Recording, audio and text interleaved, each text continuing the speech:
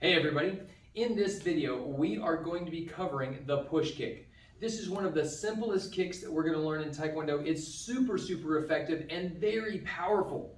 Now, this is not a striking kick that's going to do a lot of damage on impact. It's a distance creation tool. Can it do some damage? Absolutely. In the right application, it can do some damage. But for the most part, it's designed for creating distance between you and your opponent, or between you and the bad guy. This is one of the kicks that's super useful for self-defense.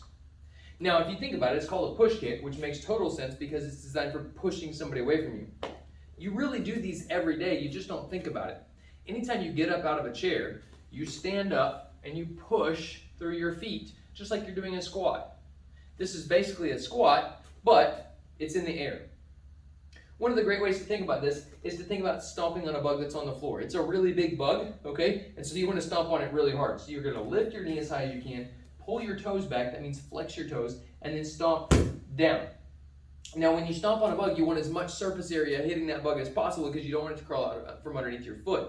So you don't want to stomp with your tiptoes.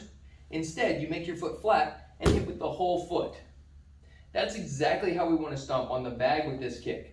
So I'm going to start and I'm going to use my rear leg. You can do a push kick with your lead leg, but we're not going to do that today because lead leg is generally more speed and rear leg is more power, and we want lots of power in this particular kick.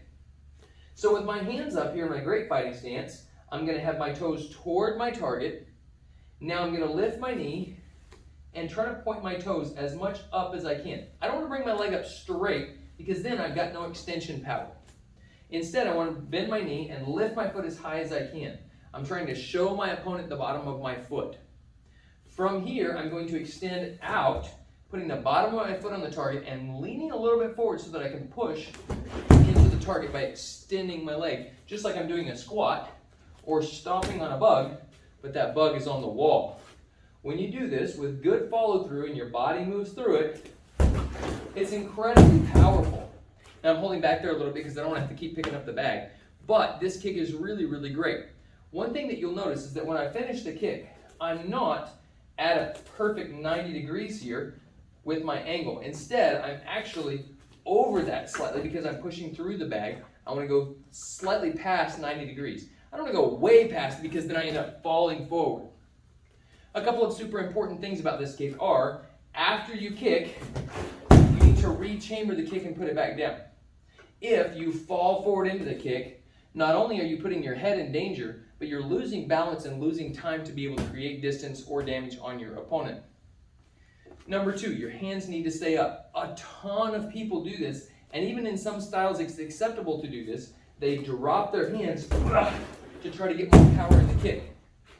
Well, from a physics standpoint, that doesn't actually work because when you throw your hands back, it doesn't help you. It actually pulls you backwards. Number two, it drops your hands, and the counters for push kicks are spinning kicks that might go to the head. So I don't want to do that. Instead, I want to keep my hands up and guard my body. Now you notice I'm pushing with my hips as I do the kick. I'm rolling my hips through into the target. The other thing that tends to happen is people think about trying to kick high, and so they bring their knee up and they lift up on their toes, okay? Watch this foot right here. They lift up on their toes when they try to do this kick. Don't do that. Instead, think about driving through the ground, just like you're squatting on this leg at the same time you're doing this leg, and then pushing through. If I lift up on my toes, then when I push on my target, this ankle acts like a spring and it absorbs some of the force from the kick. It also makes it difficult for me to maintain balance. Now you will be able to push off your foot a little bit, but your heel really shouldn't leave the ground once you make impact with your target because you want to push both on the floor and on the target at the same time. All right, one more time on that kick. Your hands are up, your knee comes up, your foot goes flat against the target, you push out and you push your hips forward. Keep your head up, don't lean way back with this, and drive through your target. All right, guys, I know you're going to have fun with this kick. Be careful where you practice it. Don't practice this one without some kind of a target because you can't hyperextend your knee or end up doing the front splits. Keep training, keep growing, have fun with this one. We'll see you in the next one.